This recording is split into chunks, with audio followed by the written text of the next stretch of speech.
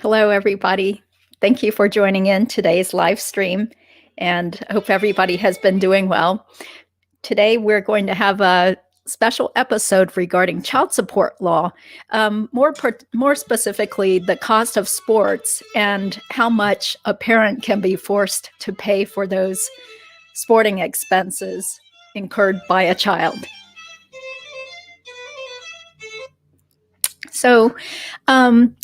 So first of all, obviously, child support law differs from state to state, and I am only licensed in North Carolina. Nothing here is supposed to be construed as actual legal advice per se. This is mainly for entertainment purposes and very general informational purposes. So in North Carolina, parents are responsible for the support of their children until the child turns 18 or graduates from high school, whichever is later. So we're going to delve into a Court of Appeals case that was published. It actually came out quite a while ago. This case came out in 2003. We'll take a look at it later on the screen. But I thought that it would be particularly interesting anyway, despite the age of the case, because it has to do with figure skating. And that's a sport that I am very interested in. I have been skating since I was 12 years old, but didn't really get into it until after college. So let's see here. I think I would like to start by showing you in general, if anybody out there is in the North Carolina area and wants to know more about child support laws, there is an official website with the North Carolina child support law and with the calculation of that. So I will show that on the screen. Here it is. Okay, it's a North Carolina Division of Social Services. NCDHHS has the official website. And I'm sure in every state there is some sort of website that gives you that information about child support law, depending on whichever state you're in. In some states, the parents have to pay child support until the child is a lot older. I think age 21 for states like maybe New York or New Jersey. So in North Carolina, it's 18. But as many parents tell me, they feel like even after the child turns 18 and graduates from high school, there are still lots and lots of expenses that they have to keep spending for their child, because most people are not able to just automatically go out there and make a good living as soon as they turn 18. You know, that's the way the economy is these days. So we're going to take a look at this worksheet A. Hi, Audrey. Thank you so much for being here. So this is a page, it's called ncchildsupport.com, and this is the official page for the North Carolina Child Support Services. And in North Carolina, you either use worksheet A or B, depending on what kind of custody the parents have of the child. So primary custody technically means that one parent has the child the majority of the time. The magic number is 123 overnights. So if the other parent has the child for at least 123 overnights during a year, then they get to use worksheet B, which is joint custody. But this one here, you see it says worksheet A, primary custody. It says used as worksheet when one parent or a third party has primary physical custody of all of the children for whom support is being determined. Please be sure to replace the default values presented here with your own values before you calculate. So it's pretty self-explanatory. You know, you just type in how many children there are to calculate child support for, the monthly gross income for each parent. So that includes income from all sources. And that's where sometimes you do see some people arguing back and forth, like what is their true monthly gross income? It's especially hard when people are self-employed, or they might be, you know, fudging the numbers or trying to hide their assets. So gross income is supposed to include income from all sources. And that includes, like, if say like a parent is sort of like a deadbeat and they're getting handouts from their parents, then that could be viewed as income for child support purposes also. So this is gross income before taxes and deductions for health insurance and stuff.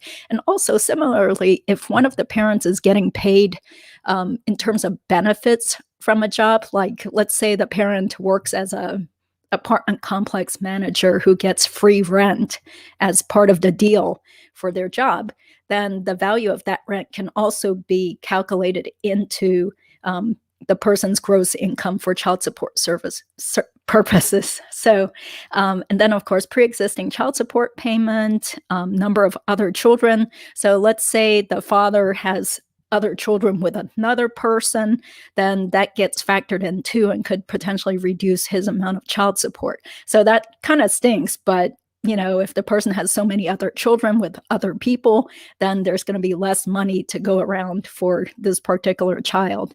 And of course, work-related child care costs. Sometimes you do hear of some, let's say, women that, they just want to stick their kid in daycare, even though they're not even working full-time. So then it can be argued that's not technically work-related child care costs. You can't just throw in the child care costs just because you want time to yourself and, you want to stick the kid in some like daycare facility so you can go get a manicure or something. So work-related child care costs on a monthly basis are also plugged in. And then the monthly health insurance premium cost just for the child's portion of health insurance would also get plugged in there. And extraordinary expense, that's where sometimes people start arguing back and forth, what is an extraordinary expense? And we will see that in the case that we're going to explore, which is Doan versus Doan. Extraordinary expense, usually that would be things like therapy, if the child has a disability or learning problem, needs to have ongoing therapy, then that might be an extraordinary expense. So, and then you just click compute and out spits out a number, which normally the judge is going to follow based on the child support guidelines. So let's see here. I'll stop showing that. Hey, Michael, thank you guys so much for being here. I don't know why, but I feel really cold. So I'm going to grab my jacket and put on a jacket because I am so cold right now. I'm kind of shaking here. So maybe the heater stopped working in this room. So hold on. Sorry to check out of here. Oh my God, maybe it's because I'm talking about figure skating. So suddenly I feel like I'm in a skating rink or something. I'm going to put on this coat here and feel a little warmer and stop shaking and shivering here. Oh my God. Okay, but I can't complain because wherever you guys are, I'm sure it's a lot colder than it is here in North Carolina. I think right now it's about like 34 degrees outside here in North Carolina, but wherever you guys are, it's probably below freezing. Oh my God, you're in the middle of a snowstorm. Okay, so let me stop complaining. I'll just put on this coat, this like jacket here. Okay, so what were we talking about? Okay, so let's get to the nitty gritty of this interesting case involving a Vietnamese family where the daughter was an aspiring figure skater. And I actually knew them, although I had no idea they were having any sort of custody or child support problems. That's kind of the way that life is at a skating rink, though, that unless you really spend a lot of time hanging out in the lobby or at the cafe getting to know the other skating parents, figure skating is a very solitary sport. And it's considered bad etiquette when you're on the ice to be carrying on conversations and talking. That's not what you do when you're on the skating rink, especially because the serious skaters are paying a lot of money to be on a freestyle session. Those are different from the regular public sessions where anybody can get on the ice. On a freestyle session, normally it costs anywhere from like $12 to over $15 for a 45-minute session or an hour-long session, depending on the rink. And normally you have to pay for it in chunks ahead of time or have a special card that gets charged. And they keep track of, how many minutes have you been on the ice, because when your time is up, then you're really supposed to get off the ice. You're not supposed to just, hang out for a while and go over the time that you paid for and stuff. So you're supposed to just be out there, and the competitive kids are just zooming around. They are focused. They have to do their exercises, their warm-up drills. A lot of them are having lessons with coaches, so it's considered very rude to interrupt somebody who's having a private lesson. So sometimes that would happen to me, because sometimes I would have private lessons on public sessions, and then you get these other little kids that would just keep coming by and be like, ooh, look what she's doing. Oh, teach me how to do that. How do you do that? And that's considered bad form, because when people are focused on practicing, they are at the rink to practice what they need to work on, especially if they're working with a coach. So anyway, that's kind of a long-winded explanation as to why I didn't know what was going on with this girl, Victoria, and her family, because I would see her mom there all the time. Her mom would be usually just like sitting in the stands high up, watching what's going on. And Victoria would be just like skating and trying jumps over and over again. And then she would have her lessons and stuff. So I just basically only said hi to them. I would say hi and bye. And that was pretty much it for many years that we were skating at the same rink. Back then it was called the Raleigh Center Ice. It was where the Carolina Hurricanes trained, but I think it might be closing down, or the Hurricanes are switching to a different rink soon. So, okay, so it looks like things are very cold and chilly out there, middle of the snowstorm. Oh, okay. So you're in Western North Carolina is a lot colder than Eastern North Carolina. Yeah.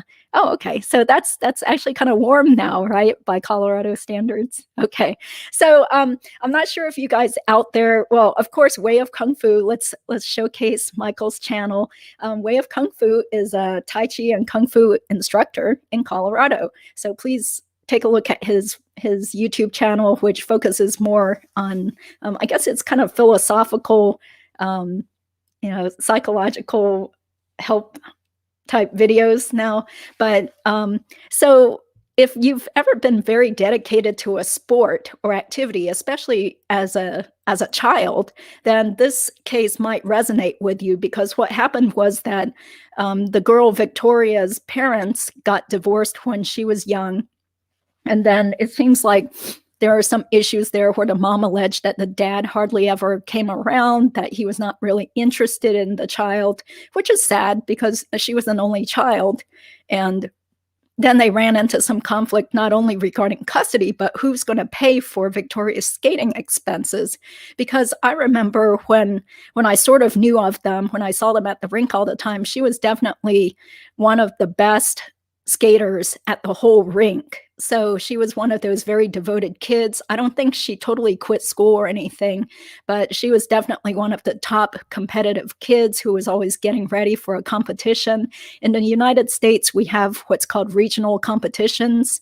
And I think it's like a top 5 or the top X number of kids who place the highest at regionals then get to move on to the sectional competition.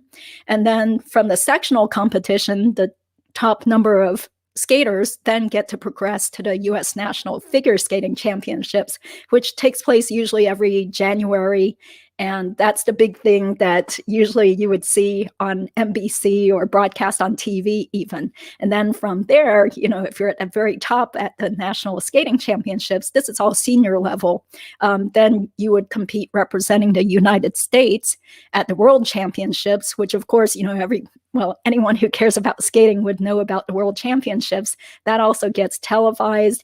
There's prize money at stake. And based on your rankings, you could also be selected by the U.S. Figure Skating Association to then also compete at smaller, not really smaller, but other international competitions that take place in other countries. And they fly out these young skaters, to go out there and compete at all sorts of other international competitions where, some of them you can earn prize money, but others are just really, for the glory and winning medals and then increasing your rankings so that you can get more funding from the U.S. Figure Skating Association. So Victoria never actually made it to nationals. Yeah, so I'm sure she made it to sectionals. Yeah, but she was not at the senior level. And I'm just going based on memory because I was pretty active with the Skating Club of North Carolina, and I was the test chair and also on the board and everything. So so around the time that she was very active and competing, I'm pretty sure that she never made it to nationals, and I'm not sure if she actually took or passed the senior level test, because there are all these different levels that the kids move up from, pre-preliminary all the way up to, junior and senior. So it's the senior level where people actually really care and that you have the opportunity to, get known and everything.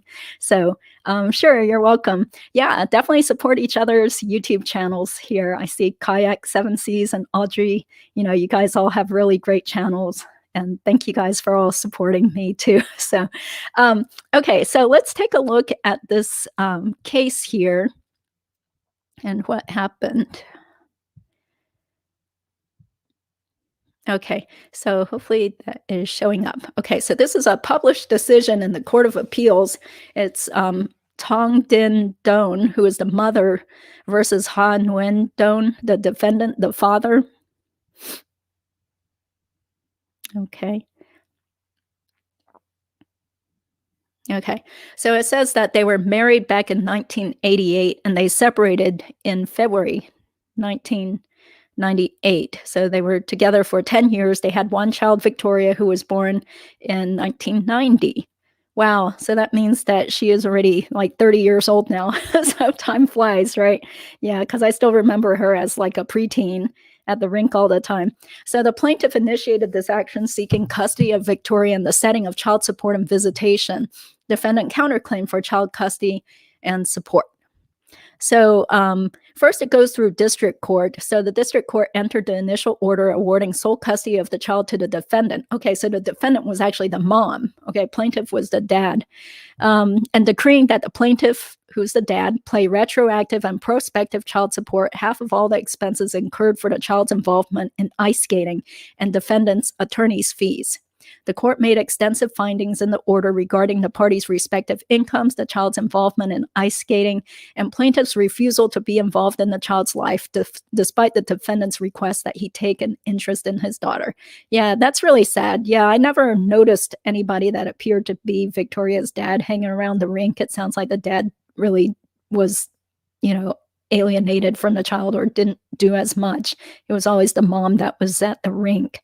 And so, of course, a plaintiff, the dad, appealed from the judge's order.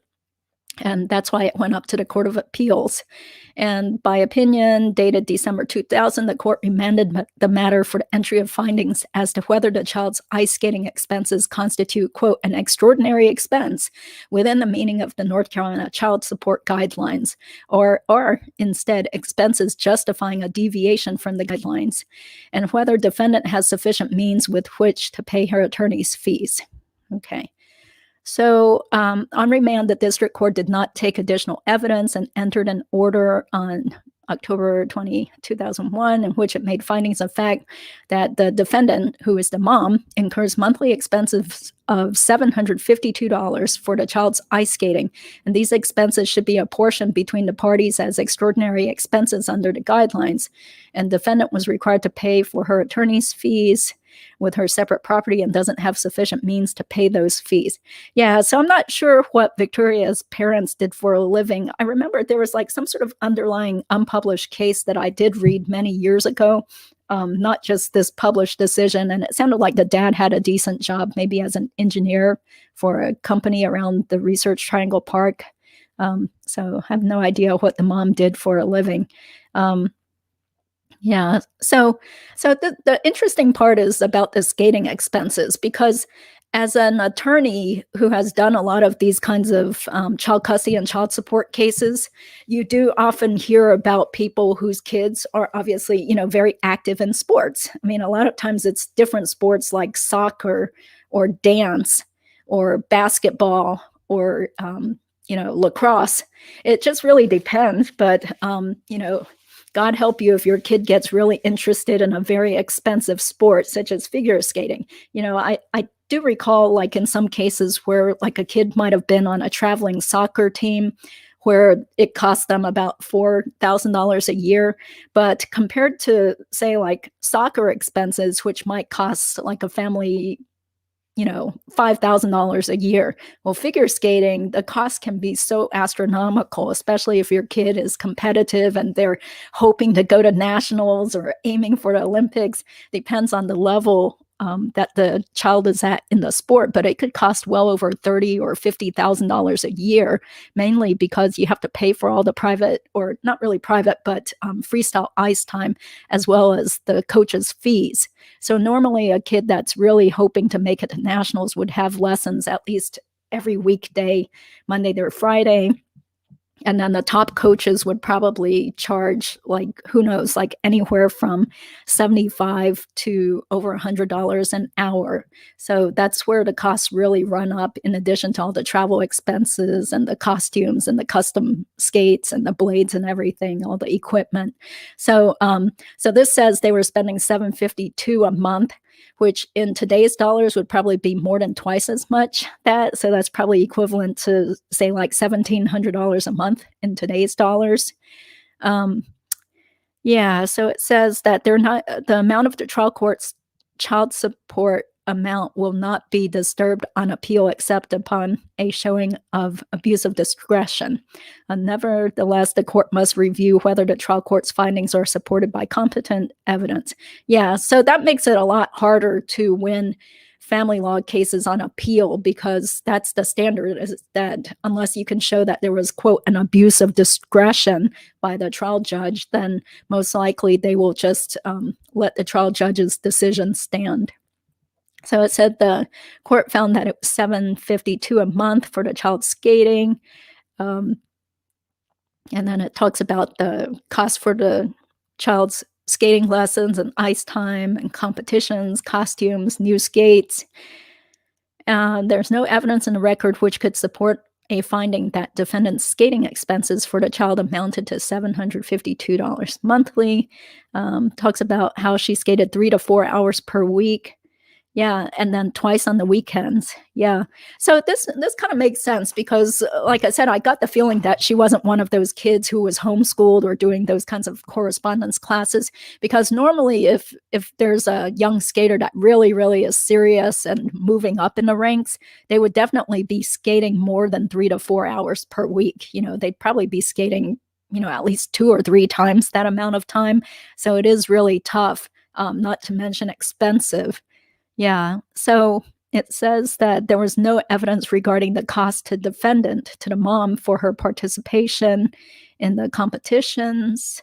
The only testimony regarding the child's costumes was that defendant had made the child a costume herself, but there was no evidence as to what that costume had cost defendant, or as to whether defendant had purchased any costumes. While there was testimony that the child was flat-footed and would need special skates in the future, there was no evidence presented as to the cost of the skates. Okay, so this gives good direction to anybody who's going to be doing a child support type of case. You always have to worry that, especially when you have a very hotly contested custody or child support case, as an attorney, you have to make sure that you have solid evidence that is properly admitted before the court at the trial court level, because chances are likely that the angry, quote, loser parent is going to then appeal the case. So they're going to be just examining every single little bit of evidence, and was there actual evidence that supported whatever the judge found in the order. So it does make you feel a little bit more like you have to be on your toes at all times to make sure that you proved every single thing in case there is an appeal. So speaking of that, I did bring, just to spice things up. Oh, hey, Brian. Thank you. Hi, Debbie. Thank you guys for being here. Yeah, Vietnamese name. Yeah. So this is a family where the parents immigrated from Vietnam, and then they had a little girl who was very, very good at figure skating. So thank you for being here, Debbie. Yeah, figure skating is so expensive. I actually have a friend. Thanks, Brian. I actually have a friend who was also on the skating club board with me, and her son was a competitive figure skater in pairs. And she said that the family spent probably over $450,000 in today's dollars for his figure skating career. And that's just crazy, because first of all, most boys don't really want to go figure skating, or they don't want to do pairs. Pair skating is very dangerous. So, I mean, I never tried that. Sometimes people would be like, oh, you should have done pair skating just because I'm short. But, no way. Like, those girls can get dropped on their heads. You can hurt your neck. It's very, very dangerous. They're just like skating around and being lifted up and stuff. And everybody's wearing sharp blades on their feet. So pair skating is very dangerous. But for some reason, I don't know why this boy got into pair skating. And then the mom, was very honest with everybody, telling us about how she could have retired by now if she had taken all that money that she spent for her son's pair skating career, and just invested it for her retirement. Yeah, but this is kind of like the kind of sacrifices that people are willing to make when their kids show some promise in sports. And of course, you get the coaches who are financially interested in keeping your kid in the sport. So of course, the coaches are more than happy to just kind of talk it up and make it seem like, oh, your kid is going to make it to the Olympics, or we're going to make it to nationals. If only the kid had, 5 lessons a week, or if only your kid dropped out of school and did this online correspondence class for high school instead of going to regular public school. So the funny thing, I don't know if it's really funny, it's kind of sad, but in that underlying other decision that I had seen, I couldn't find it online again. They did have information about Victoria's skating coach, who is this nice woman that I knew at the rink because, she was the coach, the main coach, and the figure skating director at the rink. So I saw her all the time. But it was funny to see that coach, Stephanie, had gotten up on the stand as a witness for the mom in the underlying case and was talking about how Victoria, showed so much promise, and she really felt that Victoria had the skills and the ability, the work ethic to make it to the Olympics. And, just looking at that, I'm like, well, of course you're going to say that because you're the coach and the mom is paying you, a ton of money every month to give lessons to her daughter, but the girl, from an objective standpoint, even though she was like the best kid at the skating rink, at that rink, I don't even recall the girl trying any triple jumps. I don't recall her, landing any double axels. I think it was very, how should I say it? I don't know what the actual adjective is, to not be rude or anything, but I thought that was kind of like an exaggeration for the coach to get up on the stand in this court proceeding and then make it sound like, oh, this little girl is really good. She has a real shot at making it to the world championships and Olympics. She could be the next Michelle Kwan, or, like everybody, it's kind of funny how there are more and more Asians or Asian Americans that have gotten into figure skating. Now we have, Nathan Chen, who is like 5-time national U.S. champion, and Vincent Zhou, and of course everybody knew Michelle Kwan and Alyssa Liu. It just seems kind of interesting how like figure skating in America has become more and more of an Asian American sport. And I have sort of kept track of that because a long time ago, I was the figure skating editor for this website called AsianAthlete.com. So I got to go to some competitions like Nationals and Skate America with a media credential and got to interview skaters. And, it was really fun. It wasn't like a paying job or anything, but it was pretty cool to, try to interview the skaters and go behind the scenes and everything, and just learn more about the lives of these competitive skaters. So, I feel like I'm kind of drifting off into different directions. But anyway, since we were talking about the cost of figure skating dresses, I thought it would be funny or fun to actually show you guys, look at my skating dresses, just as an adult skater, a crazy obsessed adult figure skater who competed in some competitions, and I went to nationals like in Dallas back in 2006 and stuff. So this figure skating dress, like if I had actually had this dress custom made for me, by like a designer here in the US, this kind of dress with a bazillion Swarovski crystals, and this like nude mesh fabric and stuff probably would have cost at least like $1,200 to $1,500. But I was able to save a ton of money because I bought it through an eBay seller in China who also makes custom made dresses. But since it was made in China, I was able to get this dress for maybe about $190. which is a great deal. But getting back to the Doan case, though, it's not an exaggeration at all where the mom was saying she would spend $400 a year on the kids' figure skating dresses, because I'm surprised that she didn't actually spend more. She was probably trying to cut costs by buying like a basic, regular, stock dress and then trying to stick rhinestones all over it herself to save money. And then this dress that I got, this is like one of the more expensive brands of figure skating dresses. And when you compete, you don't just wear the same outfit for everything. Rather, you need like a different dress for the short program and a different dress for the free skate. Nobody wears the same dress. So of course people do care about, what you're wearing and what you look like, the choreography and stuff. It is still a bit of a subjective sport. So it's not just you go out there and do your triple jumps or something, but you also have to be wearing expensive, couture designer dresses. So this thing here, like if I had bought it new, with these Swarovski crystals, I think that probably would have cost at least $400 or $500. But I bought it.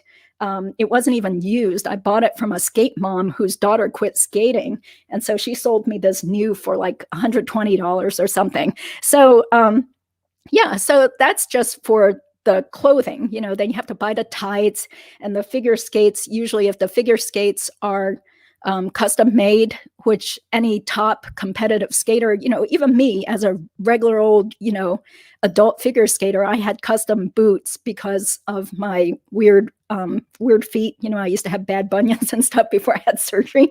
So custom boots start out at roughly about $600 just for the boots. And then the blades, if you get the best quality blades, the blades could cost close to $1,000 too. And if you're very competitive, like the competitive kids, especially the boys that are heavier and doing like triple jumps or even like anyone attempting quad jumps, most likely your boots are going to break down a lot faster. So you would probably need at least 2 pairs of custom boots every year, if not more than that. So anyway, that just has to do with the economics of figure skating. So when I hear, my clients, complaining about their kids on swim team or doing soccer or, gymnastics, and then it's like, oh, so you spend maybe like $3,000 or something. I'm like, well, at least your kid isn't doing something like horseback riding or figure skating, which just the cost of it is just crazy. And what are the chances that it's going to pay off? So I did also want to mention this other figure skater, since we're talking about Vietnamese figure skaters or Asian American figure skaters. There is this other skater that I interviewed a long time ago for an interview for AsianAthlete.com, because he was the national junior level men's champion from 2003. And I did a little bit of Googling, because when I interviewed him a long time ago, it said that, or he said that he wanted to go to optometry school. So I was like, well, whatever happened to Dennis Fan? Because I remember seeing him at nationals a while back, and he was really nice too. When I interviewed him, he was just seemed like a really nice, hardworking kid. He had just recently won the junior national championships. And so it looks like Dennis is now a realtor in California. See, it says, Dennis Fan, your home sold guaranteed realty. And yeah, he had some nice reviews on the internet. Your home sold guaranteed, or we'll buy it. Yeah. So, I mean, that's kind of nice that after he was such a competitive, serious figure skater for a number of years, I'm sure all of that discipline, being responsible, taking charge of your own athletic career, showing up to practice, listening to your instructors and practicing like crazy, to perfect your art. I'm sure all those lessons that Dennis learned from figure skating really have paid off with him being a successful realtor now, because I guess I would say he's probably in his early to mid 30s now. So again, it's just kind of crazy, because the last time I talked to him, he was probably like 19 or 20 years old or something. So what I do remember about Dennis Fan was that it did sound also just like with the Doan family. It sounded like there was some conflict there where the father was unhappy and not very supportive of the kid being in figure skating, because it just took so much time and it was very, very expensive. So Dennis did tell me that, yeah, my dad would often, make comments like, why are you still doing that? And it's so expensive. But then after Dennis won the national junior championships, then his father was proud of him. So that's very nice. But then on the other hand, you do think like, well, how much money did the whole family have to spend so that, a kid can stand atop the podium and then have his medal? It didn't spell out into any sort of prize money, as far as I know. Back then, like, it wasn't like Stars on Ice was going to come knocking on his door. They even now, those like skating tours and those like skating shows, a lot of them have folded. There is still a lot going on in Japan, where figure skating is a really big sport now. But in the United States, unfortunately, the economics of figure skating, it just doesn't make sense to spend, even $20,000 a year to $50,000 a year on your kid's dream and hope for years and years, until, most of the time the kids quit by the time they are ready to graduate from high school or going off to college, because then they finally realize, okay, I'm too old. I still don't have any triple jumps. I'm not going to make it to nationals, or I'm not going to make it to worlds. Time to move on with my life and go to college.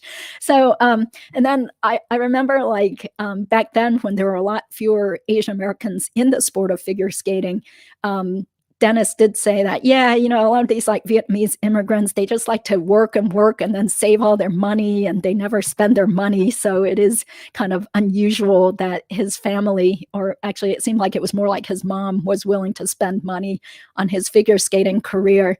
So anyway, I just thought that would be interesting to mention also, that sometimes even in a sport, it seems like, okay, great, you won this award or you won this competition or something. Then you start from ground zero all over again, at the next competition, because every year there's another competition and somebody else is going to be better than you, or, people get injured or they get older. So figure skating is definitely a sport, if you want to be very competitive or have dreams of going to the Olympics, that's something where you have to start early, probably by, say, like age 6 or 7 at the oldest. And then, you pretty much know by the time you're 15 if you're going to be anything or go anywhere or not. So Brian says, yeah, thank you for being here, you guys. Yeah, 450,000. Yeah. I was really surprised too, because that lady that I was friends with from the skating club, like I would see her all the time at the rink too, because it seemed like she was really the one that was in charge of bringing her son to the skating rink. And then there was also like a newspaper article where they spotlighted her son. And that's where she gave that quote about how much she and her husband had spent on the son's figure skating career. And in regards to that figure skater, he, well, of course, he was one of the best kids in the local area, very competitive, beautiful skater and everything.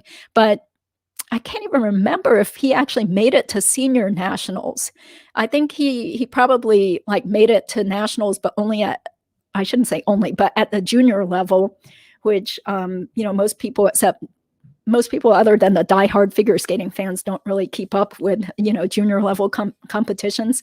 So he did even move to Colorado to train. I think it's called the Broadmoor Figure Skating Club, which is like a home base for some of the top figure skaters in the whole country. So he was out there after the first pairs skater that he skated with decided to quit at the last minute, and then he found another partner, because in figure skating, boys are kind of like just viewed as very rare, and it's like a rare unicorn, and they're treated well and stuff. So it's easy for boys to find partners if they're willing to skate pairs or ice dance. How many boys are willing to do that too? So, so he went out to Colorado and trained and stuff, but then, I guess they weren't able to really make it to the upper echelon of the sport, even at the national level. So, last I heard, I think like, I'm not even really sure what he's doing now, but I'm sure, just based on his family and stuff, hopefully, he most likely did get a college degree and is probably doing some sort of nice white collar professional job now. Yeah. So unfortunately, that's the way that it mostly works out for the vast majority of people who are really into figure skating, as well as any sport. Like, what are the chances that your kid is going to go to the Olympics even? And even if they go to the Olympics, then once it's over, it's like, okay, now what are they going to do? So, Yeah, so Brian says, triple jumps sound very difficult. Are those considered actually not, because now, especially with skaters like Yuzuru Hanyu from Japan, and then our national champion Nathan Chen and Vincent Zhou, like they're able to do quads, like multiple quad jumps. So it's just incredible, because back then, you know, when I was younger, the gold standard was being able to do any sort of triple jump. And then for men back then, it was considered great if the man could do like 2 triple axels in a program, you know, one in combination, like a triple axel, triple toe. Yeah. But then suddenly, you know, more and more skaters started, or male skaters started doing quad jumps. Usually it was just like 1 quadruple toe loop. And then now we have like, not a lot, but like a handful of skaters, the ones that I mentioned, as well as a couple of Russian skaters that have reliable quadruple Lutzes.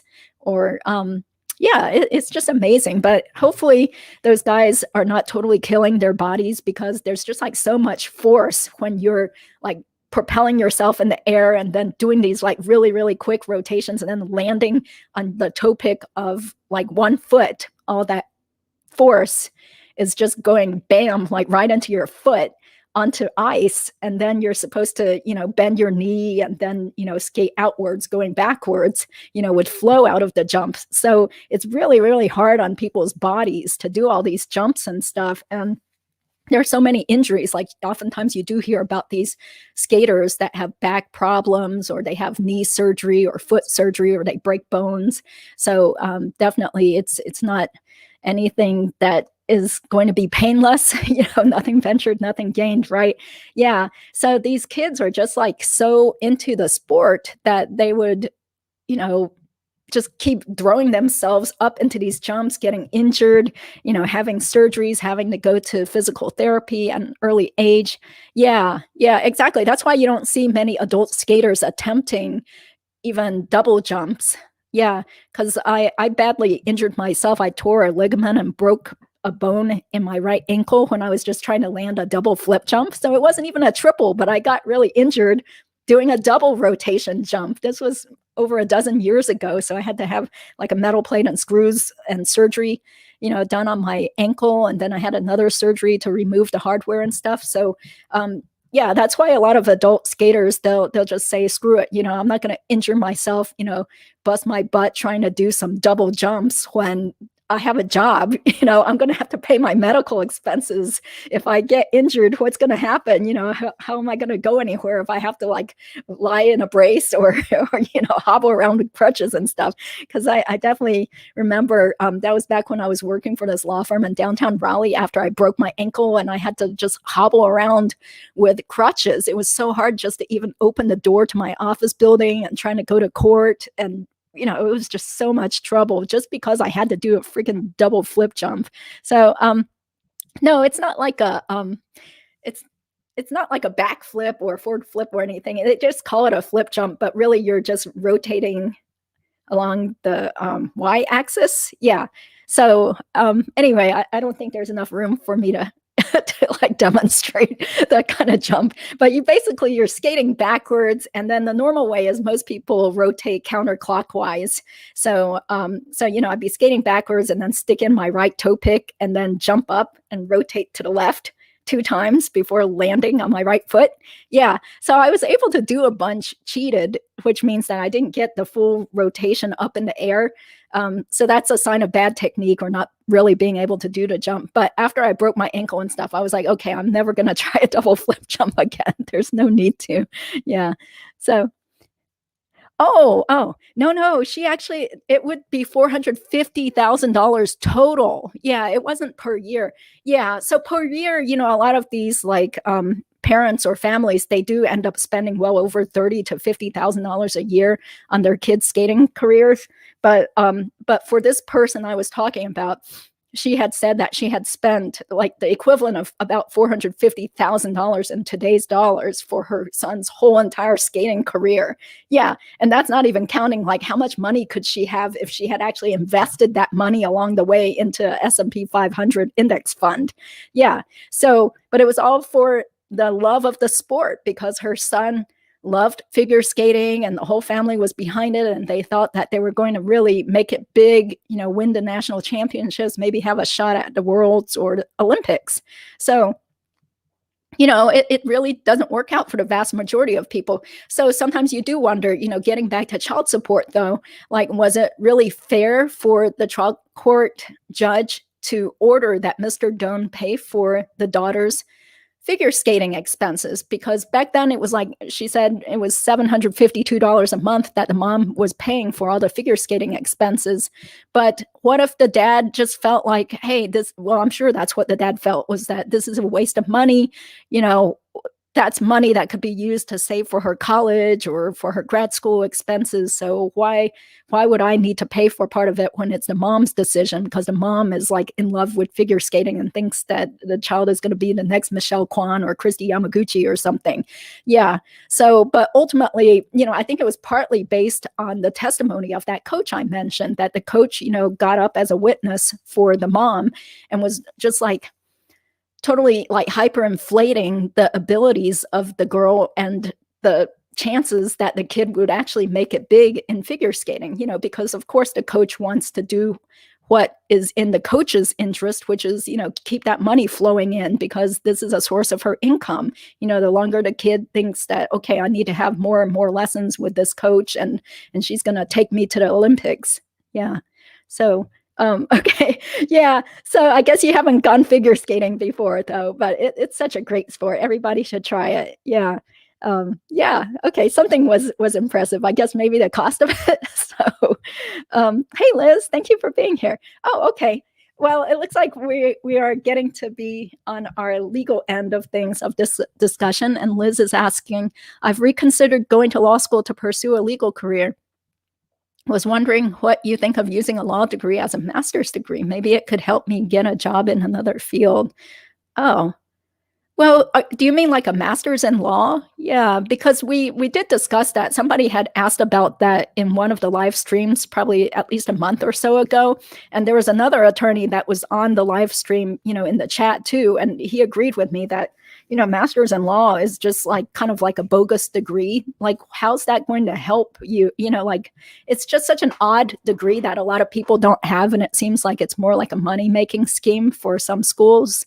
So, that's just my honest opinion. Yeah, I've never met anybody with just like a master's in law degree. Yeah, which is different from an LLM, because an LLM is like an additional degree that you get after you've gotten your JD.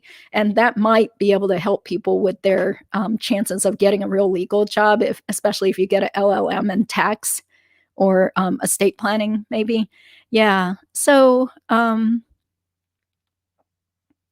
yeah. So unfortunately, yeah, if you're talking about getting like a master's in law degree, I don't think that's going to be really that impressive or anything. You might as well just use that money to get a law degree then. Yeah. Because there was somebody who I guess as a subscriber had left a comment asking me, well, I was thinking about going to law school. I don't think I can get into a top law school, but, my ultimate goal is to work in HR. So I'm like, well, you don't need a law degree to work in HR and human resources. It would probably be more impressive to get a master's degree in some sort of HR type of field, as opposed to getting a JD. And then, it just seems really odd to get a law degree and then work in a totally different field. Yeah, I don't think it's going to help out, and it'll just, be like a more debt. Yeah. So might be better just to get like any sort of master's degree that's specifically related to the kind of job that you hope to get. Yeah. So hopefully I help to answer your question. Yeah. What's the best in the US? Okay. You mean like law school? Well, I guess, most people would just say, the Ivy League law schools are the best, or Harvard, Yale, Stanford probably are the best ranked.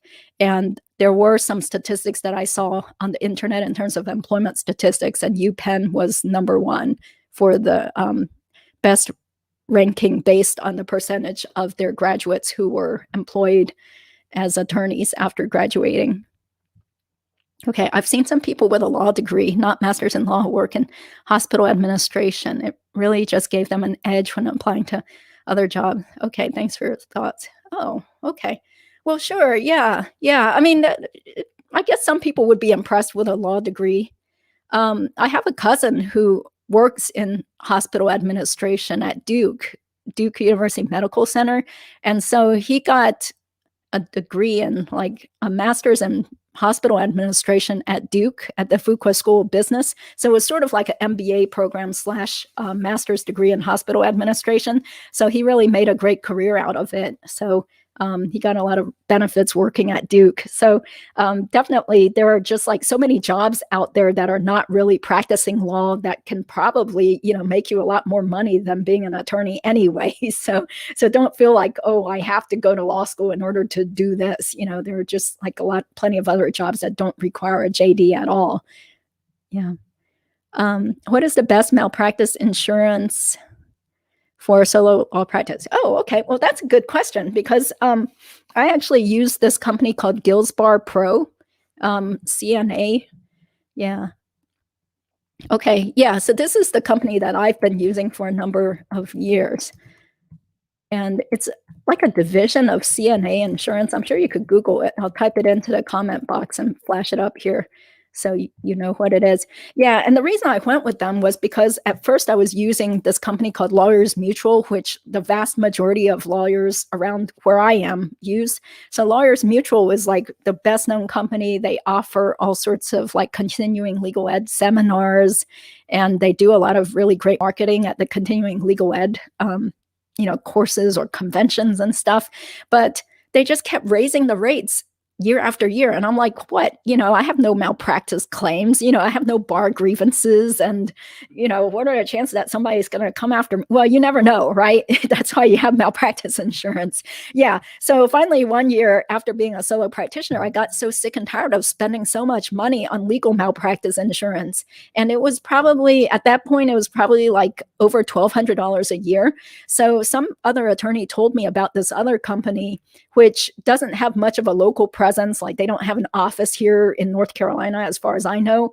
But, I checked them out online and, asked for a quote and stuff. And they only charged me like, I don't know, probably less than $600 for legal malpractice insurance. So I was like, hey, this is great. This is like less than half of what Lawyers Mutual is charging. So ever since then, I have only used Gilsbar Pro, and I recommend it to everybody who ever asks me, like on listserv, like what legal malpractice insurance company should I use? Yeah, so they're really great company. And, I haven't had any, thank God, knock on wood, I haven't had any legal malpractice cases against me so far. So I don't know how they are if you do get sued and you need to call them up and be like, hey, I got sued. But it seems to work for me. So, yeah. So, Damsa, I think I remember, didn't you say that you were a new public defender? Yeah, feel free to let us know how your job is going if you feel like it, but I know that's kind of personal, but I hope your job is going well. Yeah. So anyway, getting back to this Doan case, because I do find that it's really compelling. I was so, I don't know, I was just very interested when I first stumbled upon this case, because as I started reading it, I was like, wait a second, it's that girl at the skating rink. I had no idea that she was involved with this kind of case, or that there was some conflict going on between her parents. So it says, on remand, the court may take additional evidence as necessary to make a properly supported determination of the issue. Yeah, so remand just means that the Court of Appeals feels like, hey, we have to issue a directive to the lower court, to the trial court, and tell them to, issue a new ruling that has more information, or takes into account more evidence. So then it says, the plaintiff, who is the father, next argued that the district court erred in classifying the child's ice skating expenses as extraordinary expenses under the child support guidelines. Plaintiff argues the court abused its discretion in making this determination, because the court initially determined in the 1999 order that the skating expenses were not extraordinary expenses, and because those types of expenses are not extraordinary within the meaning of the guidelines. The guidelines allow the trial court to, quote, make any adjustments for extraordinary expenses and order payments for such term and in such manner as the court deems necessary.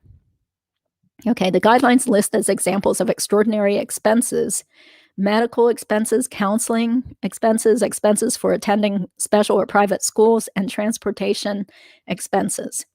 We first disagree with the plaintiff that it was an abuse of discretion for the court to find in the order from which plaintiff now appeals that such expenses were extraordinary expenses.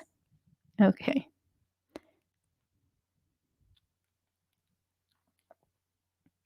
Okay, so they're just saying the trial court need not make specific findings regarding the child's needs or the parent's ability to pay with extraordinary expenses. Yeah, so I mean, for most people, your eyes are probably glazing over, like, what the hell does this count for?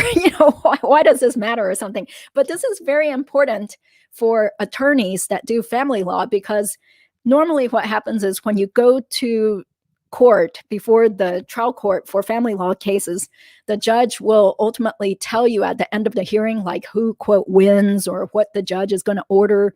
But then the judge will normally just pick one of the attorneys, usually the, quote, winning attorney, to draft up the order, because the judges don't have time to just draft up a whole entire court order from scratch. Like, they are so busy, they're stuck in the courtroom all day listening to people's cases. So they tell one of the attorneys to draft up the order first. And then our procedure here, at least where I practice, is that then once you draft it up as a Word document, you email it over to the other attorney, and then the other attorney will respond back after a while and tell you, what things they disagree with, or, you try to work back and forth trying to hammer out what you actually agree to put in the court order. And sometimes if the other side totally disagrees with the way that you drafted the order, then they can come up with their own version or red line version and then email it back to the other attorney.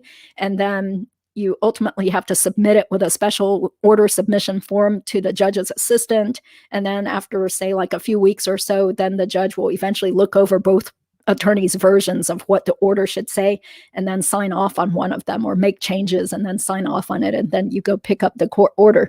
So that's why the court order has to be drafted so carefully, especially if you think that the other side could very well appeal the decision, because if certain things were not put in the order as a finding of fact, like, for example, the court considered receipts from the mother regarding the cost of her private skating lessons every month.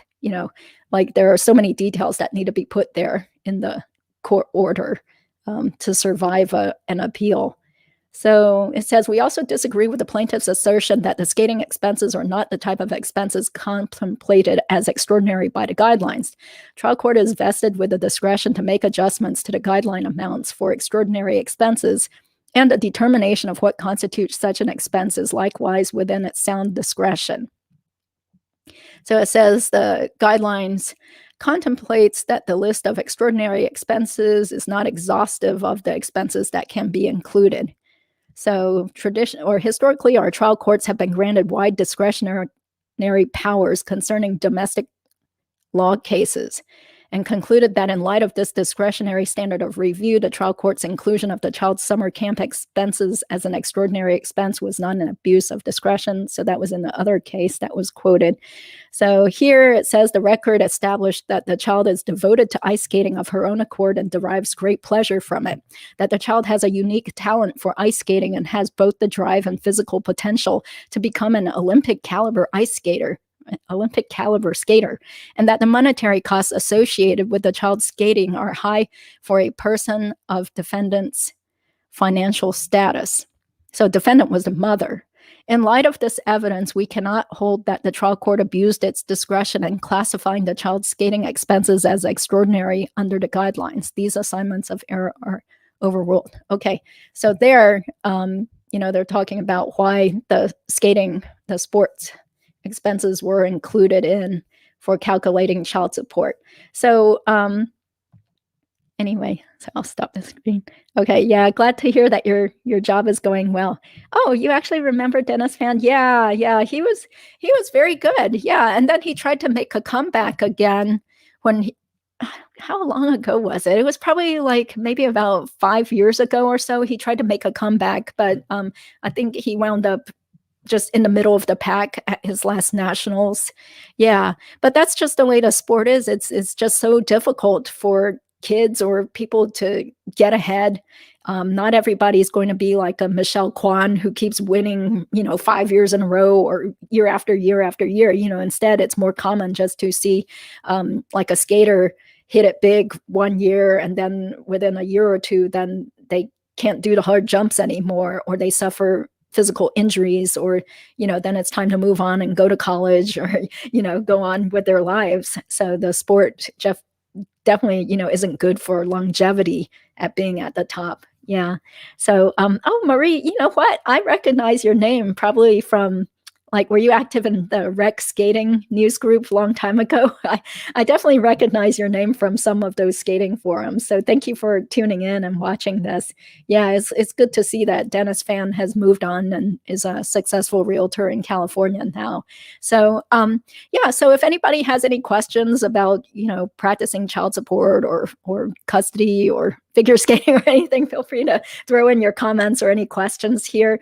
It is almost about an hour, and I see that, some people have left already. So maybe this is just the right amount of time for such a discussion. Yeah. So it is very interesting to think about, well, what happens to these families when they go through a divorce and the parents, just are at complete odds as to, are we going to pay for the kid to do this sporting activity or not?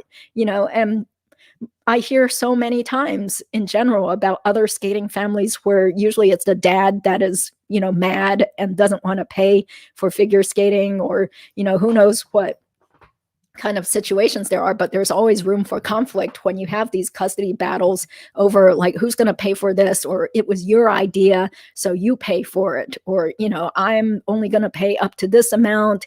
It's just really hard, especially when the kid is just put in the middle of it, because obviously the kid is dedicated to the sport, and the child knows that in order for me to compete at this competition, we're going to have to somehow afford to stay in a hotel, pay for plane tickets maybe, or drive all the way to another state to compete, and I need money to buy new skates or new equipment. It's just children's sports can really become a huge financial burden on families in general. So it becomes even harder when the parents don't even like each other anymore and are divorced, and then they're squabbling over, like, who's going to pay for the kids' sporting activities. So let me see. I see that there are some new comments, but unfortunately I don't know.